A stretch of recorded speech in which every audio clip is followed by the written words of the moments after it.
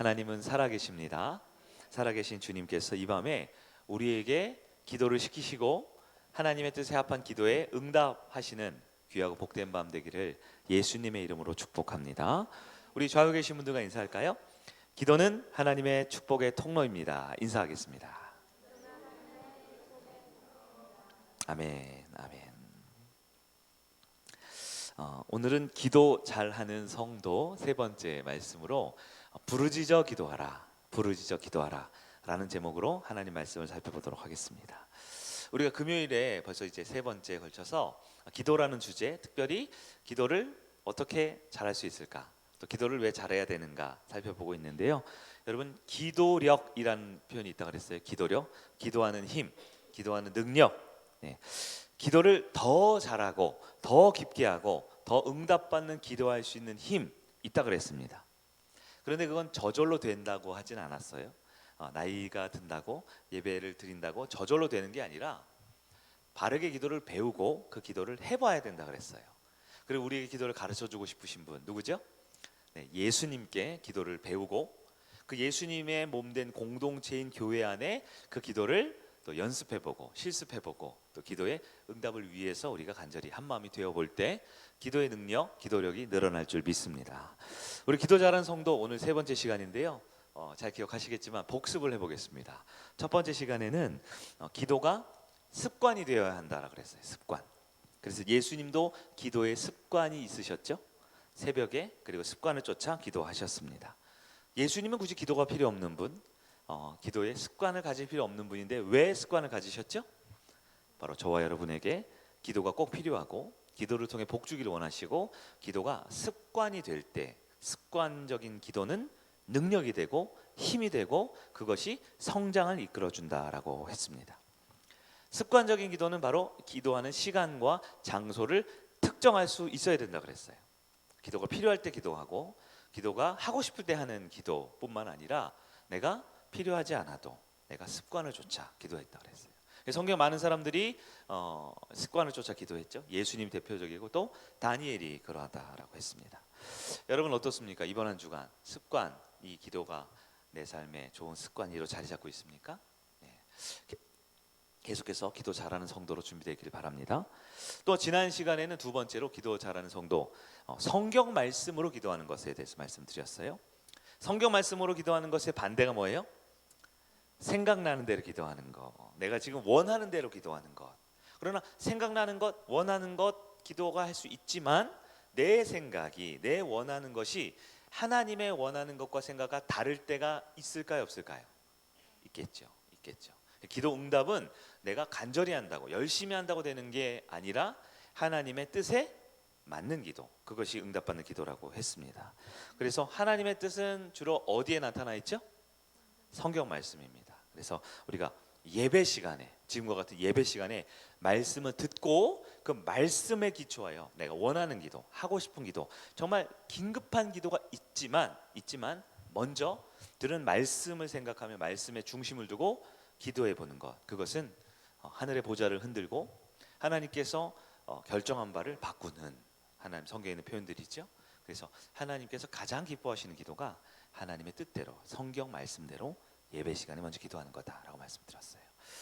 오늘은 기도 잘하는 성도 세 번째로 부르짖어 기도하라고 그랬죠. 그럼 부르짖는 기도는 과연 어떻게 우리를 기도를 더 잘하게 하는가 살펴보려고 합니다. 첫 번째, 부르짖어 기도하라라는 겁니다.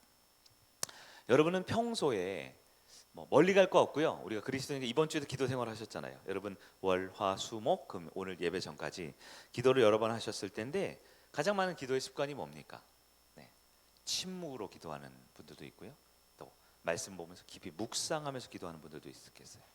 또 저는 다른 사람을 위해서 중보 기도하는 게 저희 습관입니다 할 수도 있을 것 같아요. 근데 오늘 성경을 보면요, 하나님께서 성도에게 이렇게 기도하라고 가르치신, 즉 명령하신 본문이 나오는데요, 하나님의 기도에 대한 명령은 바로 부르짖어서 기도하라라는 겁니다. 부르짖어서. 오늘 본문 예레미야 33장 2절 3절을 다시 한번 볼까요? 이를 행하시는 여호와, 그것을 만들며 성취하시는 여호와, 그의 이름을 여호와라 하는 이가 이와 같이 이르시도다. 2절에 이렇게 나와 있죠. 이것은 배경에 대한 겁니다. 이렇게 기도하라고 하신 하나님께서 어떤 분인지를 소개해요. 이를 행하시는, 즉 이 세상을 운행하시는 분, 주인이라는 뜻이죠. 그것을 만들어 성취하신 여호와, 주권자이시고 결정권자이고 가장 강력한 힘과 능력 있는 분이라는 거죠.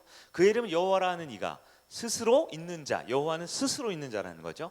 자존자, 유일한 분, 그 하나님께서 우리에게 기도에 대해서 뭐라고 명령하셨냐? 3절을 같이 한번 봅니다. 시작. 너는 내게 부르짖으라. 내가 내게 응답하겠고 내가 알지 못하는 크고 은밀한 일을 내게 보이리라. 아멘. 주권자이시고 통치자이시고 구원자이신 하나님께서 우리에게 하나님을 향해 어떻게 기도하라고요? 부르짖어라라고 명령하셨습니다. 하나님께서 이렇게 말씀하셨다는 건 부르짖는 기도가 기도의 본질이며 기도의 핵심이 될 수 있다라는 뜻을 가지고 있는 거예요. 다른 성경 하나 볼까요? 시편 142편입니다. 이렇게 말하죠. 1절에 내가 소리내어 여호와께 부르짖으며 소리내어 여호와께 간구하는도다. 부르짖고 간구한다. 뭐 하는 거예요? 기도한다는 얘기죠. 근데 어떻게 해요? 소리를 낸다라는 거예요. 여러분, 부르짖는 기도라는 건 뭘까요? 부르짖는 기도라는 건 소리를 낸다라는 거예요. 소리를 낸다라는 거예요. 작은 소리로 기도하는 것, 혹은 이렇게 웅얼거리면서 혼자 묵상하듯, 혼자 침묵하듯, 혼자 마음속으로 기도하는 것이 아니라 작은 소리가 아니라 어떤 소리일까요? 큰 소리로 기도하는 거예요. 우리 한국 교회에서는 이런 큰 소리로 기도하는 걸 뭐라고 표현하죠? 그게 통성기도입니다. 통성기도, 합심기도 다른 의미죠. 합심기도는 한가대 기도 제목으로 거기 구성원 전부가 같은 기도 제목으로 한 마음으로 기도하는 합심기도. 통성기도는 큰 소리로 기도한다는 거예요. 큰 소리로. 근데 그것이요, 하나님의 기도의 본질과 기도의 핵심에 해당한다라는 거예요. 물론 기도할 때 무조건 크게 소리 질러야만 믿음 좋은 기도, 응답받는 기도는 아닐지 몰라요. 때로는 묵상도 필요하고 읊조리는 기도도 필요하고 깊은 침묵의 기도도 있습니다. 그러나 분명 하나님께서는 부르짖어 기도하라고 명령하셨어요. 그 말은 부르짖는 기도가 전부는 아니지만 분명 구원받은 하나님의 성도라면 부르짖는 기도를 할 줄 알아야 된다라는 거예요. 할 줄 알아야 된다는 거예요. 그래서 목사님, 저는 성격상 제가 워낙 소녀하기 때문에 예쁘게 기도하는 게 좋아요. 주여, 이렇게 기도하는 게 좋아요. 괜찮습니다. 그건 알아서 하십시오. 그러나 분명 아무리 성격이 소녀 같든 아무리 성격이 다양하든 부르짖는 기도는 주님이 친히 명하신, 그리고 이 친히 명하실 때 혹시 헷갈릴까봐 당신께서 누구신지를 분명하게 선언하시면서 성도라면 반드시 부르짖을 줄 알아야 된다라고 말씀하셨어요. 실제 성경에 있는 기도의 사람들 대부분은 부르짖는 기도를 했더라고요. 증거는 너무너무 많습니다. 몇 가지 한번 볼까요? 대표적으로 모세 있죠. 모세는 누굽니까? 네, 하나님과 늘 대화했던 사람이죠. 실제로 하나님을 본 사람이 모세 아닙니까? 하나님과 대면한, 마주한 사람 아닙니까? 근데 그 모세가 어떻게 됐냐? 민수기 12장 13절 보니까 이렇게 돼 있어요. 모세가 여호와께 부르짖어 이르되 하나님이 원하시건대 그를 고쳐 주옵소서. 모세 정도면요, 하나님의 오른팔 아닙니까? 하나님의 비서실장, 하나님과 티타임 할 수 있는 사람, 독대할 수 있는 사람 아닙니까? 그런데도 모세가 기도할 때 어떻게 해요? 부르짖어 기도할 때도 있었어요. 침묵으로도 했겠죠. 묵상으로도 했겠죠. 환상 중에 하나님과 손잡고 교제도 했을 거예요. 그러나 모세도 부르짖어 기도했다. 이것은 그의 기도가 틀리지 않다라는 거, 그의 기도가 필요하다는 것. 즉 바로 저와 여러분에게도 하나님과 어떤 관계, 어떤 교제, 어떤 모습으로 있든지 간에 반드시 필요한 게 부르짖는 기도라는 거예요.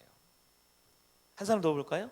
역대하 14장에 보면 이스라엘의 가장 하나님과 가까웠던 왕, 오래 살고 장수하고 복받은 왕 아사 왕이 있습니다.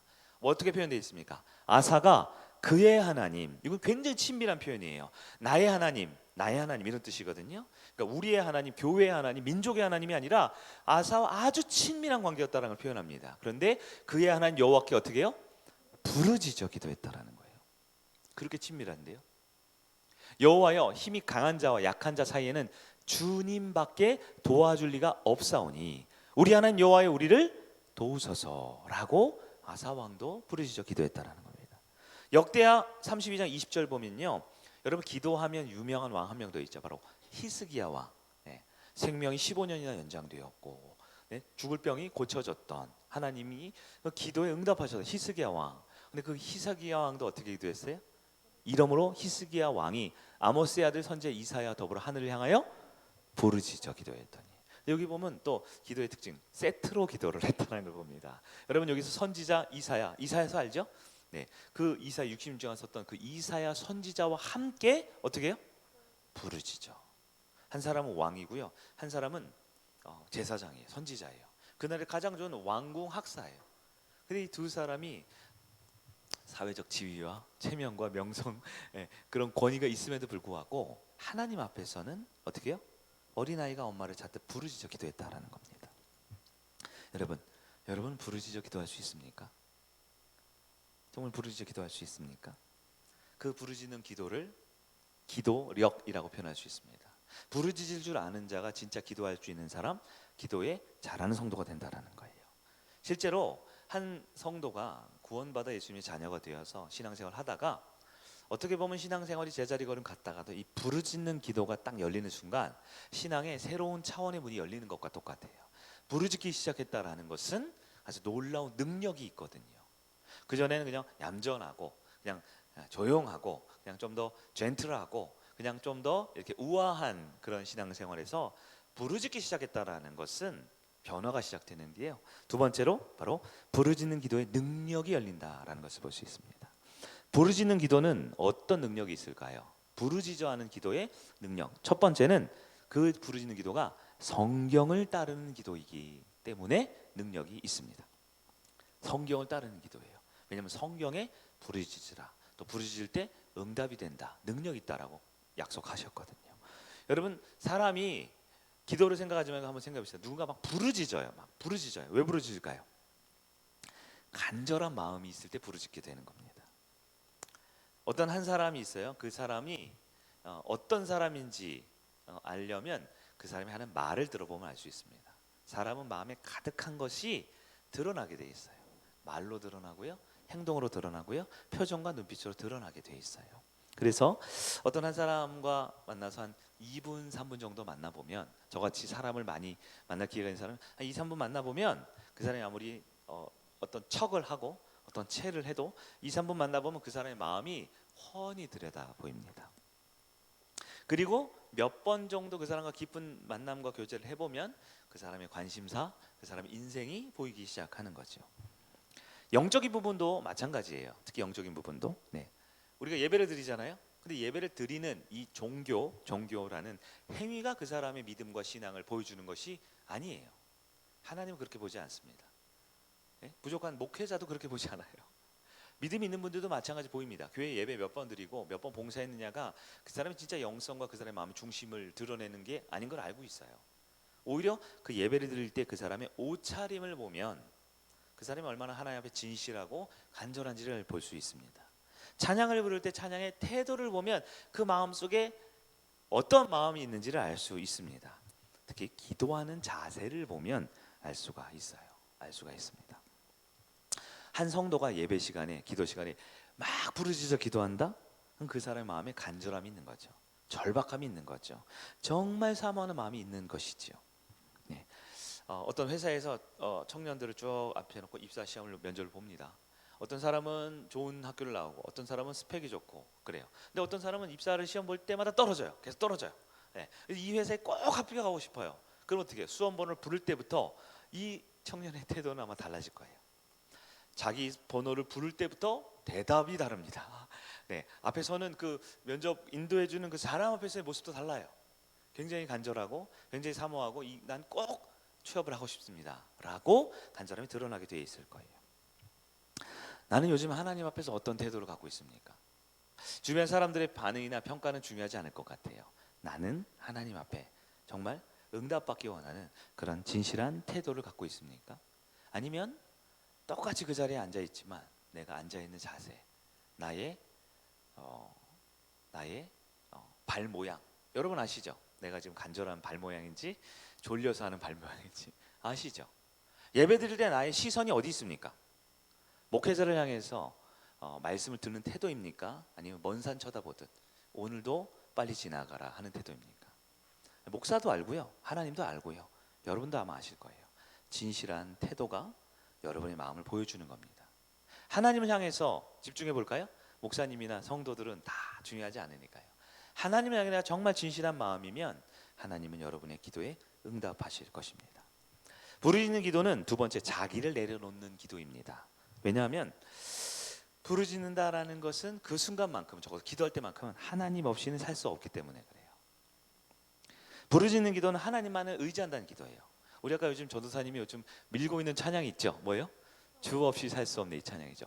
제가 그 찬양을 딱 부를 때마다 제 마음을 이렇게 보게 되더라고요. 난 정말 이 가사가 진짠가? 네.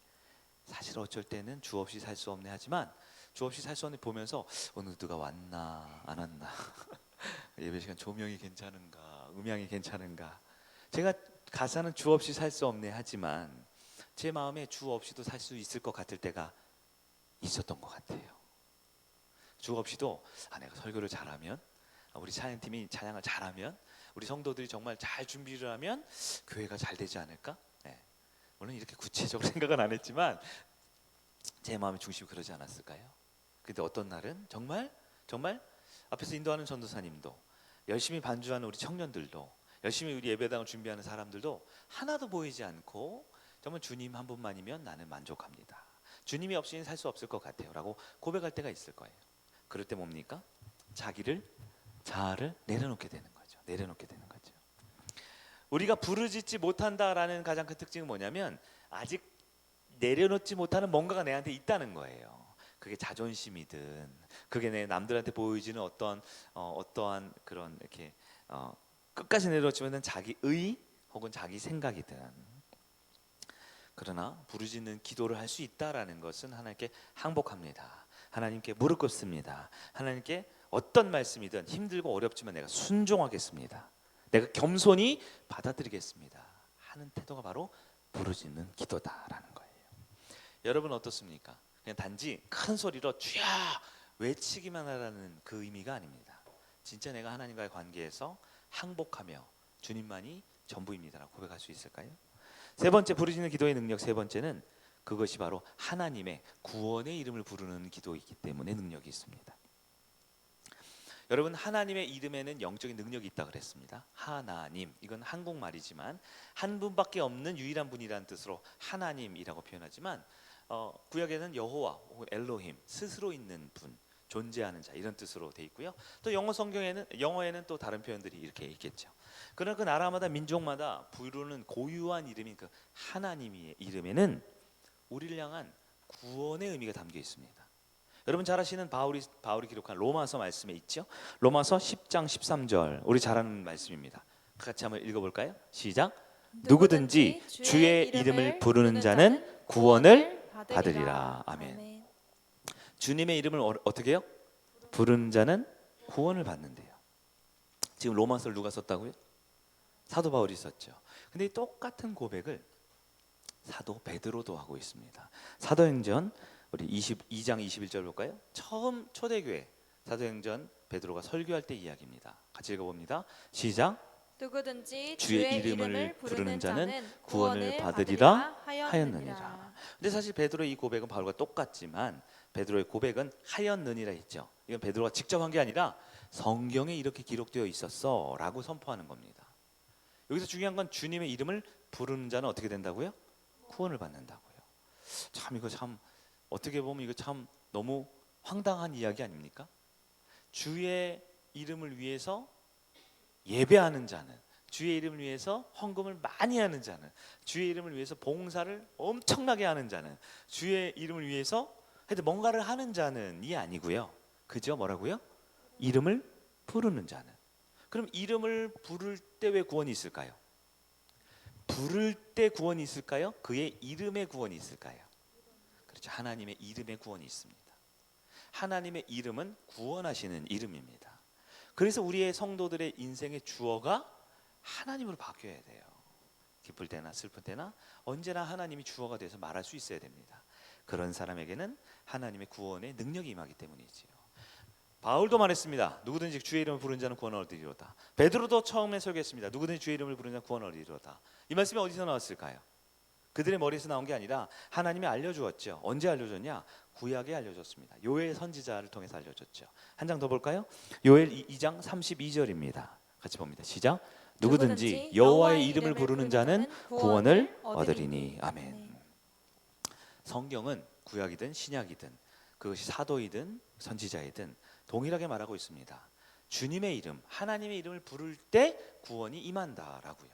아까도 말했지만 부르짖어서 구원받는 게 아니죠. 무엇의 구원이 있습니까? 하나님의 이름의 구원이 있죠. 근데 여러분 아셔야 됩니다. 하나님의 이름은 여러분이 부르던 부르지 않던 여전히 그 자리에 존재합니다. 구원의 이름, 하나님의 이름은 늘 교회에 있고 성도들의 삶에 있고 하나님 나라에 있습니다. 하나님의 이름이 없어지지 않아요. 구원자 이름이 없어지지 않아요. 그러면 하나님의 이름은 여전히 그곳에 항상 있지만 누군가는 주님의 이름을 부르고 누군가는 주님의 이름을 부르지 않는다라는 거예요. 단순하게 보면 이렇게 생각하세요. 하나님은 구원의 이름으로 늘 우리 가운데 계시하시지만 하나님이 구원을 주고자 하는 자는 어떻게 해요? 하나님 당신의 이름을 부르게 하신다라는 거예요. 또한 너무나 역설적이지만 하나님께서 구원을 허락하지 않는 자는 어떻게 해요? 하나님 이름을 부를 수 없게 만드신다라는 겁니다. 우리에게는 긍정적인 부분을 적용해 봐야겠죠. 우리는 주님의 이름을 부를 수 있습니까? 돈도 안 들거든요. 주님의 부를 수 있습니까? 그렇게 많이 힘들지 않아요. 그래서 우리는 기도할 때 주여 부르고 시작하죠. 그게 어떤 종교적인 형식적인 의미가 아니고 우리가 늘 하나님의 이름으로 구원의 이름으로 우리의 기도와 예배를 시작하겠다라는 성도들의 신앙의 고백이 되는 겁니다. 구원자 이름을 부를 수 있는 여러분 되길 바랍니다. 예수님 당시에도 맹인 바디메오 있죠? 소경. 그러니까 어떻게 말합니까? 다윗의 자손 예수여 나를 불쌍히 여기소서. 다윗의 자손인 거 다 알아요. 예수님인 거 다 알아요. 근데 바디메오는 뭘 했습니까? 부르짖었습니다. 누구의 이름을요? 구원하시는 예수님의 이름을요. 여러분 한 번 더 여쭤볼게요. 정말 부르짖고 있습니까?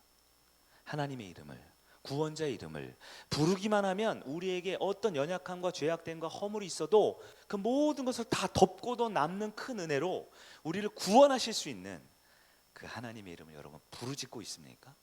부르짖는 기도에는 능력이 있습니다. 주님이 약속하셨거든요. 구약에도 신약에도 베드로에게도 바울에게도 그리고 지금 저와 여러분에게도 동일하게 하나님 예수님의 이름을 부르짖을 때 우리 가운데 삶의 고통의 문제의 구원함과 우리의 영원한 인생의 문제의 구원함과 우리 사랑하는 가족들, 우리 사랑하는 소중한 공동체에 구원이 임하게 될 줄 믿으시기를 바랍니다.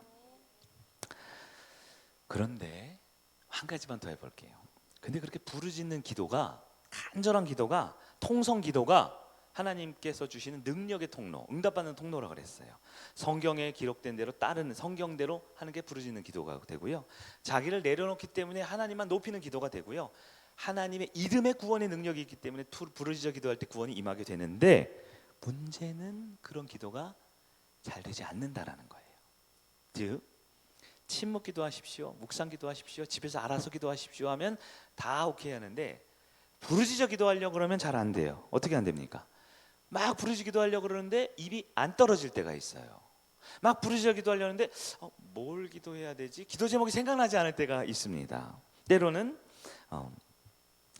너무너무 힘들어서, 육체적으로 힘들어서 기도가 탁 터지지 않을 때, 혹은 영적으로 깊은 침체 가운데 있을 때, 기도할 마음이 생기지 않을 때도 우리 가운데 있다라는 거예요. 왜 아닌 척하세요, 여러분? 저만 그럽니까? 저는 그럴 때가 있습니다. 기도가 잘 안 될 때가 있어요. 부르짖어 안 될 때가 있어요. 그냥 속으로 기도하고 싶고 잠자다가 기도하고 싶고 저는 잘 테니까 주님이 알아서 기도시켜 주십시오 이렇게 하고 싶을 때가 저랑 아마 몇 분은 더 계실 거라고 생각이 들어요. 그럴 때 우리는 어떻게 됩니까? 기도가 안 될 때, 기도가 막힐 때, 기도할 힘이 없을 때 어떻게 합니까? 그런데 놀랍게도 성경은 그렇게 기도할 수 없는 우리를 위해 기도를 도와주시는 분이 있다라고 약속하셨습니다. 이건 아멘이 나와야 되는데요. 바로 로마서 8장 26절, 우리 잘 아는 구절이죠. 한번 더 읽어봅니다. 로마서 8장 26절 시작. 이와 같이 성령도 우리의 연약함을 도우시나니 우리는 마땅히 기도할 바를 알지 못하나 오직 성령이 말할 수 없는 탄식으로 우리를 위하여 친히 간구하시니라. 아멘. 평소엔 이 말씀이 그냥 성령님 좋은 분 하고 넘어갔지만 우리가 부르짖는 기도에 대해서 좀 집중적으로 볼 때 너무 좋은데 다 알겠는데 주여 나도 하고 싶은데 목사님이 기도 이제 시작할 때 우리 주여 하면 기도하겠습니다. 옆 사람 다 하는데 나는 이게 목구멍에 딱 걸려서 안 나올 때 그거를 우리 주님이 잘 아시는 거예요. 우리의 연약함, 우리의 답답함을 우리의 기도를 해야 될 것 같은데 기도 안 나오는 그 마음에 있는 슬픔과 분노와 좌절과 낙심, 그리고 안타깝지만 기도하는 자리에 나올 수 없는 여러 가지 복잡한 환경들, 그럴 때 성령은 우리의 연약함을 도우신다라고 했어요. 우리의 연약함을 도우신다라고 그랬어요. 우리는 마땅히 기도할 바를 알지 못하지만 성령이 말할 수 없는 탄식으로 우리를 위하여 어떻게 해요? 성령께서 우리를 위해서 기도로 돕고 있다라는 거예요. 성령이 돕고 있다라는 거예요. 성령님께서 우리의 기도를 돕는 모습이 세 가지인데요. 첫째, 내 안에 기도를 사모하고 기도하게 하시는 마음을 주시는 게 우리 성령님입니다. 네, 기도를 우리 가운데 사모하게 하시는 게 성령님이 도와주는 거예요.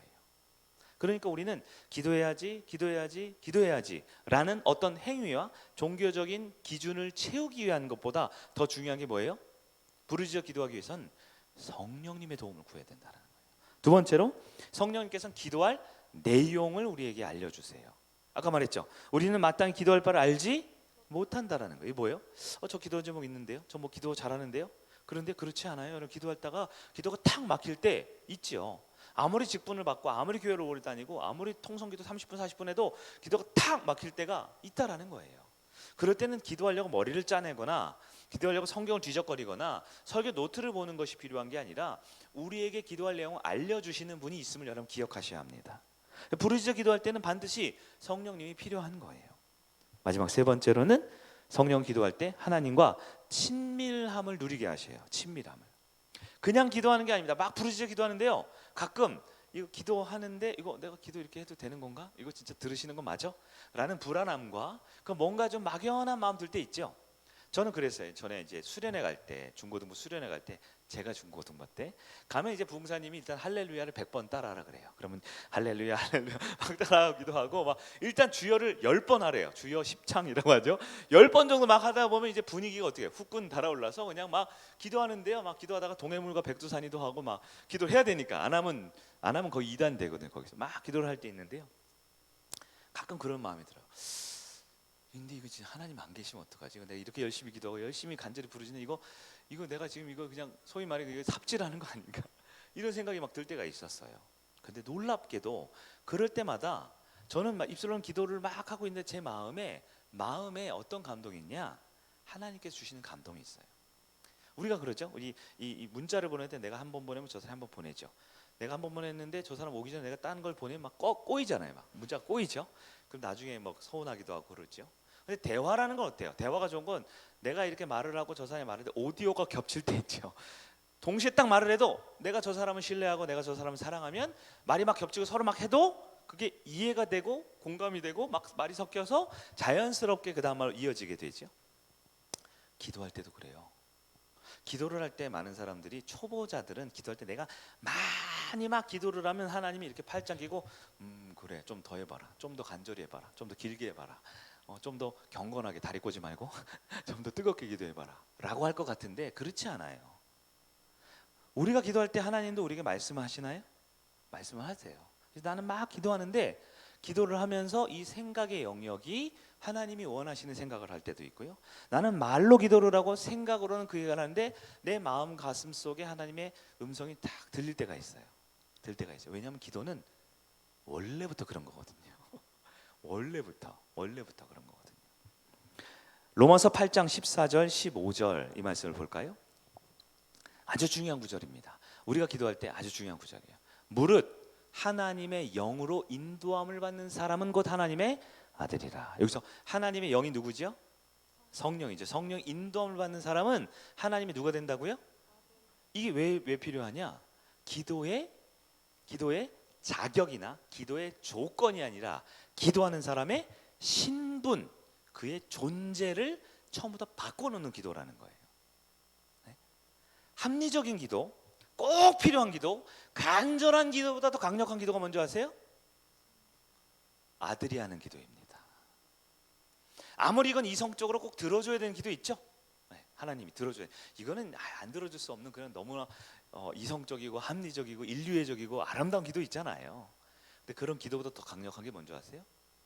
아들이 하는 기도입니다. 아들이 하는 기도예요. 아들이 하는 기도. 조금 전에 예배 전에 저희 딸이 와서 예쁜 옷을 하나 또 사달라고 저한테 살살 이렇게 얘기합니다. 예배 직전에. 제가 어떻게 해요? 골라주겠죠. 로켓 배송되는 막 골라주고 있단 말이에요. 그때 딸이 저를 한참 고르다가 저를 한심스럽게 보면서 아빠 예배 10분 전인데 이래도 돼? 라고 얘기를 하더라고요. 싫어합니다. 싫어. 먼저 내려가. 아빠가 골라놓게. 그리고 딸을 내려보내고 저는 어떻게 했을까요? 옷을 입으면서 계속 고릅니다. 우리 딸이 무슨 색깔 옷을 좋아할까 고르게 되죠. 뭡니까? 네, 아마 장로님이 뭘 부탁하셨으면 장로님 설교 전에 뭐 하는 겁니까? 지금 목사가 설교 전에 내려가세요. 거룩한 척 하지 않았을까요? 우리 전도사님이 아까 왔어요. 할 말 있다고. 제가 주희한테 전도사님 좀 이따가 보낸다고 좀 기다리시라고. 왜? 딸 옷을 고르고 있었거든요. 딸 옷을 골라야 되잖아요. 네, 하얀색 바람막이를 원하고 있어서 다음 주에 입고 오면 제가 사준 거라고 하시면 됩니다. 제가 무슨 얘기를 하고 싶냐면 가장 강력한 기도가 뭡니까? 자녀가 하는 기도예요. 멋진 기도, 간절한 기도, 뜨거운 기도보다. 다시 14절 보여주세요. 무릇 하나님의 영, 즉 성령의 인도함을 받는 사람은 이미 자격과 조건이 아니라 신분이 바뀌어요. 어떻게 바뀌어요? 하나님의 아들이라고 바뀝니다. 15절 같이 봅니다. 시작. 너희는 다시 무서워하는 종의 영을 받지 아니하고 양자의 영을 받았어. 여러분 양자가 뭐예요? 아들이라는 거예요. 원래는 남이었는데 입양을 해서 내 아들로 삼았다라는 거예요. 계속해서 시작. 우리가 아빠, 아버지라고 부르짖느니라. 부르짖을 수 있어요. 뭐라고 부르짖어요?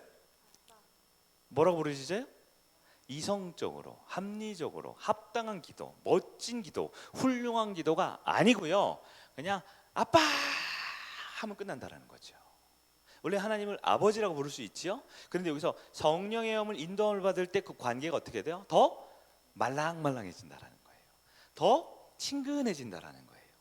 네, 성령의 인도함을 받으면요. 세 번째 대지가 뭐였어요? 하나님과 친밀한 관계가 될 수 있다라는 겁니다. 성령님을 의지하는 기도는요, 우리가 부르짖을 수 있는 가장 강력한 힘을 제공해 줍니다. 바로 우리가 하나님을 아빠로 대할 수 있게 해주는 거예요. 여러분 기도할 때 우리 하나님을 인사는 나중에 하시고요. 기도할 때 하나님을 어떤 분으로 여깁니까? 무서운 왕으로 생각하고 있지 않습니까? 가끔 내가 잘못할 때 벌 줄 수 있는 재판관으로 생각하며 기도하지 않습니까? 그러면 일단 긴장이 돼요. 겁이 나요. 혹은 나에게 좋은 것을 가르쳐주는 좋은 선생님, 교사로 생각합니까? 그러면 뭔가를 배우려고 하지만 그래도 여전히 뭔가 긴장과 압박감에 있겠지요. 혹은 나에게 일 잘 시키고 월급 잘 주는 사장님으로 생각하며 기도한다라면 뭔가 하나님께 내가 이만큼 기도했으니까 당신도 나한테 응답을 해주시오라고 하겠지요. 그러나 가장 강력한 기도, 부르짖는 기도의 힘은 하나님을 아빠, 아버지로 친밀하게 누리는 것입니다. 여러분 성령 충만하여 기도할 필요가 있겠죠. 오늘 말씀의 주제는 부르짖어 기도할 때 그것이 기도 잘하는 성도의 비결이며, 부르짖는 기도는 성경에 약속된 바 있고요, 부르짖는 기도는 자기를 완전히 내려놓을 수 있는 겸손의 기도이고요, 부르짖는 기도는 구원자이신 하나님의 이름을 불렀기 때문에 응답받는다라고 했어요. 그런데 이렇게 기도하기 위해서는 반드시 성령님의 인도하심과 보호하심과 동행하심이 필요하다라는 것입니다. 말씀을 한번 정리해 보도록 하겠습니다. 기도 잘하는 성도, 다시 말해 기도할 수 있는 능력이 있고 기도 응답받을 수 있는 비결이 있고 하나님과 정말 진실한 관계 있는 성도, 바로 말을 유창하게 하거나 지식이 탁월해서 성경을 줄줄줄 외우면서 기도하거나 혹은 오랫동안 기도할 수 있는 그런 기도의 유창한 그런 경험이 많은 게 아닙니다. 시간이 길거나 뜨겁거나 목소리가 크거나 막 방언을 몇 번 하거나 아닙니다. 진짜 하나님을 아빠로 여기며 하나님과 친밀한 교제를 나눌 수 있는 성도가 진실한 성도요, 그럴 때 우리는 부르짖어 기도할 수 있게 되는 겁니다. 왜냐하면 부르짖을 때 자존심이고 명예고 주변 사람이고 하나도 안 중요하거든요. 여러분 오늘 어떠십니까? 부르짖을 수 있겠습니까? 큰 소리로만 누가 목소리 큰가가 본질이 아니고요, 그 하나님 앞에 나를 내려놓고 하나님의 은혜만을 구하고 도움만을 구하며 간절히 부르짖는 저와 여러분 되길 바랍니다. 왜냐하면 우리는 주님 없이는 살 수 없는 존재거든요. 우리 다시 한번 마지막으로 이 찬양 한번 고백하면서 내 인생의 등대요, 내 삶의 소망 되시는 그분을 향해 부르짖어 찬양하고 기도하고 고백하는데 응답받기를 간절히 바랍니다.